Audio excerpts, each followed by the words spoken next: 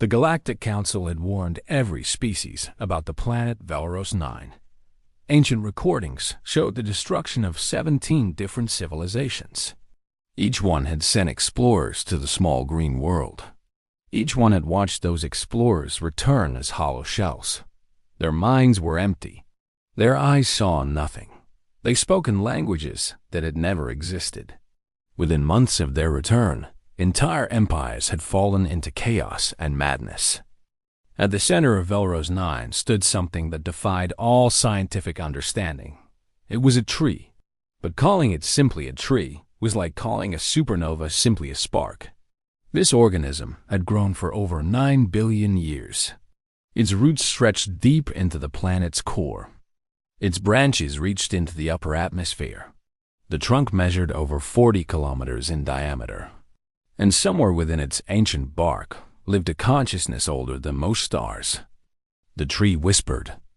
It whispered constantly, day and night, through electromagnetic frequencies and quantum vibrations and methods that no scientist could ever explain. It shared secrets. It told truths.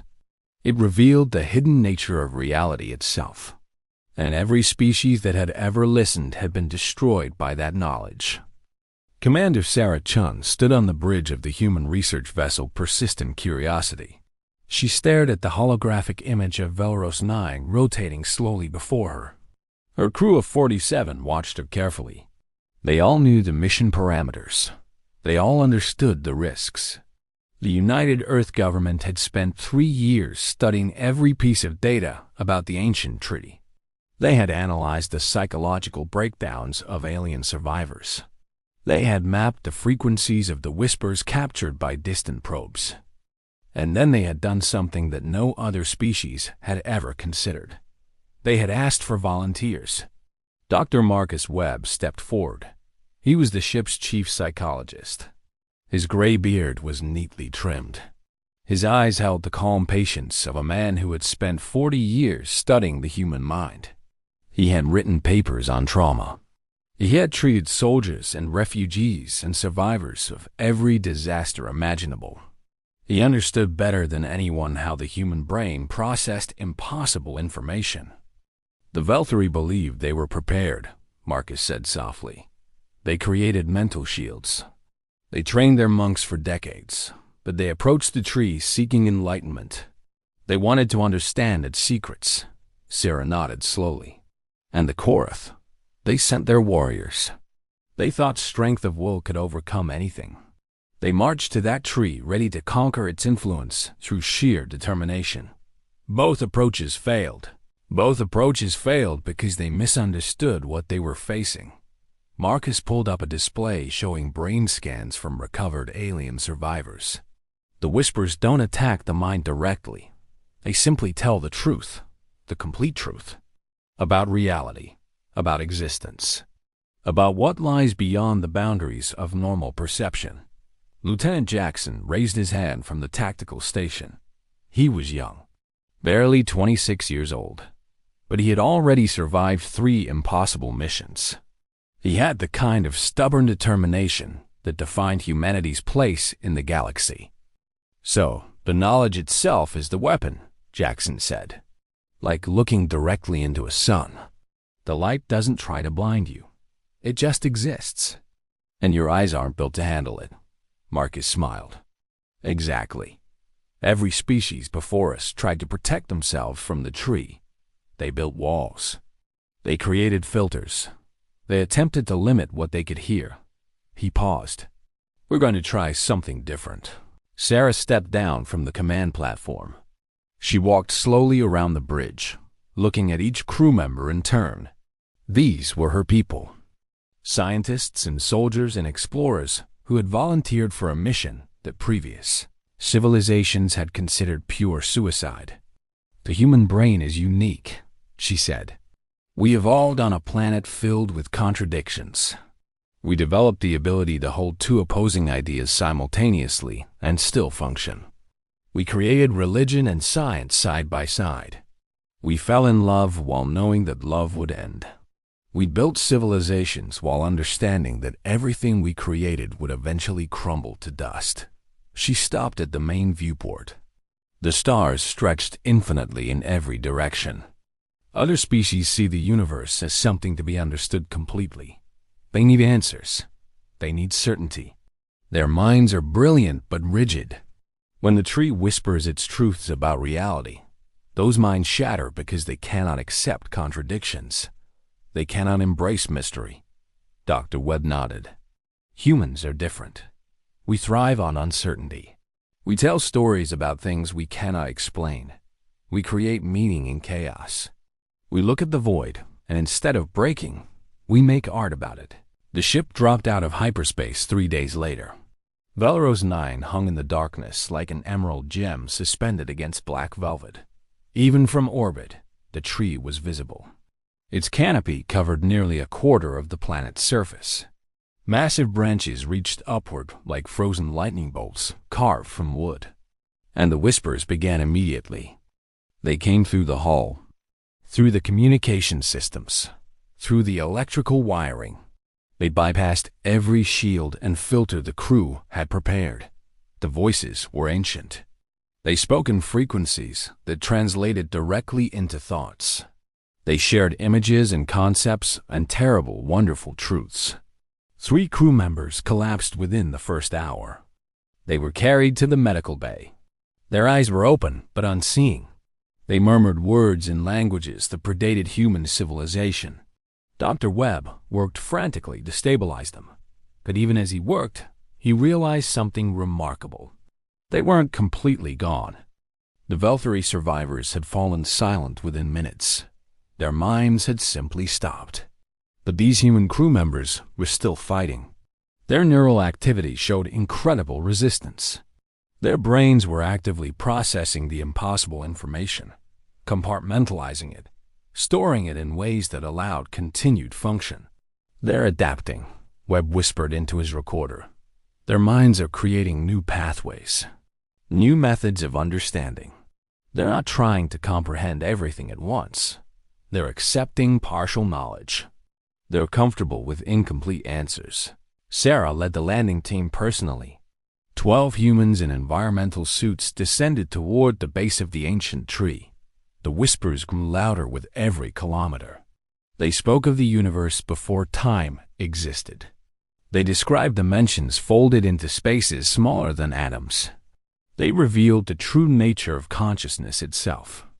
2 more team members fell, but 10 continued walking.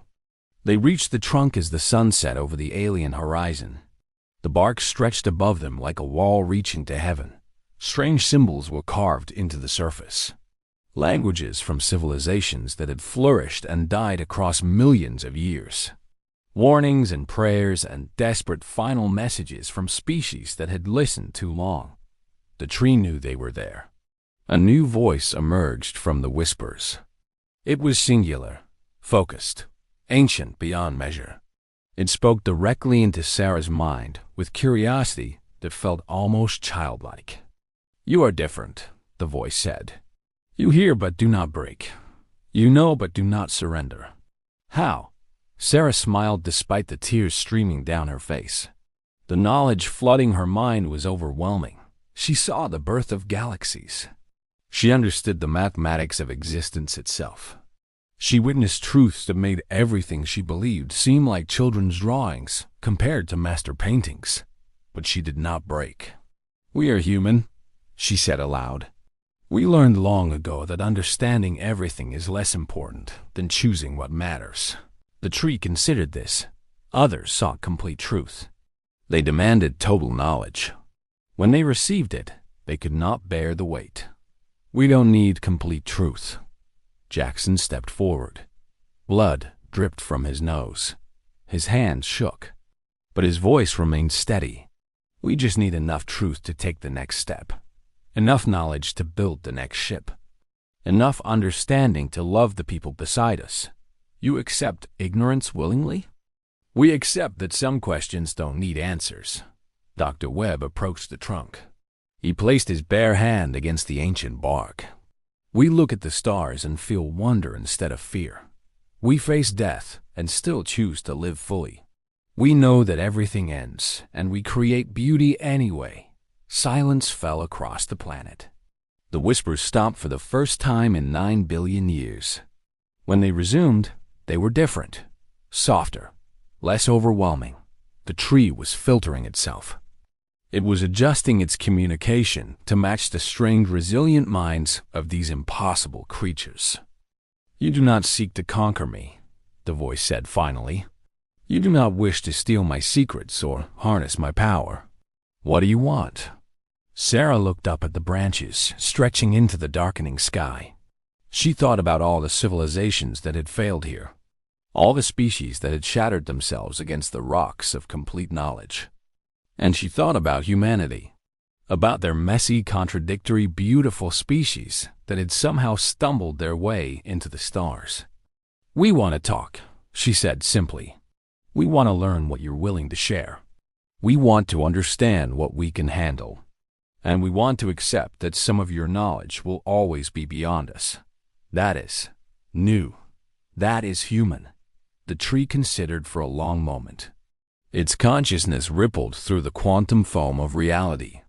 It touched the minds of the landing team gently now, instead of overwhelming them.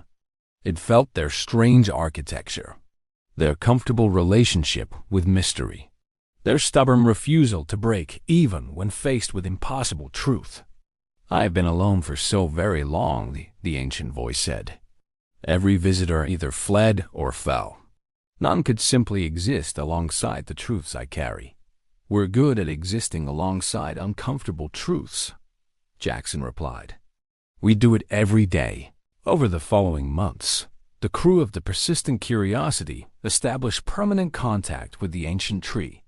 They learned secrets that advanced human science by centuries. They discovered truths about the universe that would take generations to fully process. Some crew members suffered breakdowns. Some required years of therapy, but most survived, most adapted. Most found ways to carry new knowledge without losing themselves. The Galactic Council watched in stunned disbelief. 17 civilizations had fallen to Velros 9, hundreds of billions of lives lost to madness and chaos. And these strange small creatures from a random blue planet had simply walked up to the most dangerous entity in known space and asked it to be friends. When the full report reached the council chambers, the eldest Velthari representative rose slowly. Her species had lost their entire philosophical caste to the tree's whispers. She had spent centuries mourning that loss. "How?" she asked simply.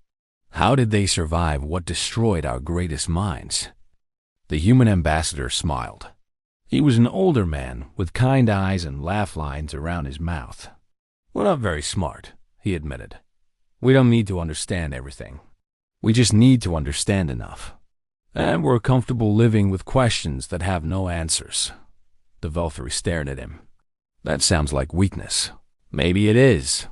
Or maybe it's the only strength that matters in a universe full of infinite mysteries." He shrugged. "Either way, we're still here. Still asking questions. Still moving forward. And now we have a new friend who has been waiting 9 billion years for someone willing to simply listen without demanding complete understanding." The ancient tree still whispers on Velros 9, but now humans answer back. They share stories and jokes and music and art. They offer the tree something it never received from any other species.